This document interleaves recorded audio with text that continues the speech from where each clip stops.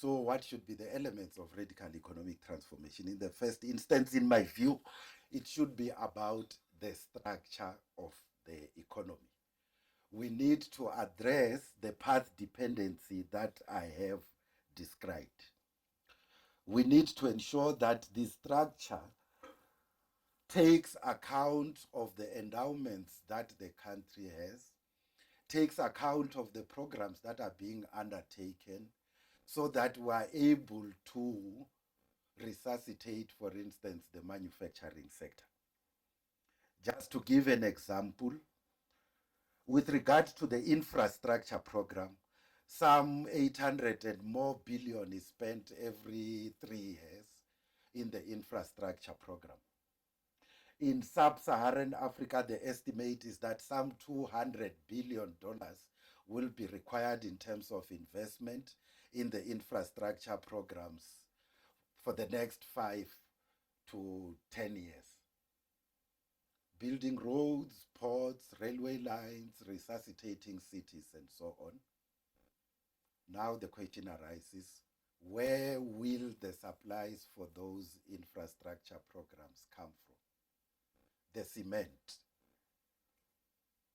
the railway tracks, the coaches, the locomotives, the brakes, and so on.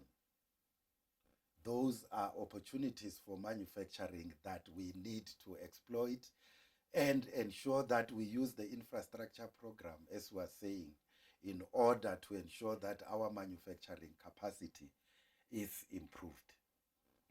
Changing the structure of the economy should also reflect, in my view, matters to do with taking advantage of the changes that are happening both in South Africa and sub-Saharan Africa. It's not a matter of accident that you will find some major supermarket chains from the UK, is it Tesco, and the US and elsewhere, seeking to establish themselves on the continent. Is because what is happening in sub-Saharan Africa is that consumer buying power is improving all the time as more people get employed and as the size of the middle strata increases. That's yet another opportunity for manufacturing, which we should be taking advantage of. Doesn't make sense that as we create employment, as the middle strata grows in terms of size, the things that those people access are imported from abroad in the whole of sub-Saharan Africa. If we were to take the example of South Africa, we export to China raw minerals and maybe agricultural goods and a few other commodities. We import from China microwave ovens, toasters, gumboots, suitcases, and so on. What that means is that as consumption balloons, we are not manufacturing those consumables and those needs that people have in South Africa and sub-Saharan Africa itself.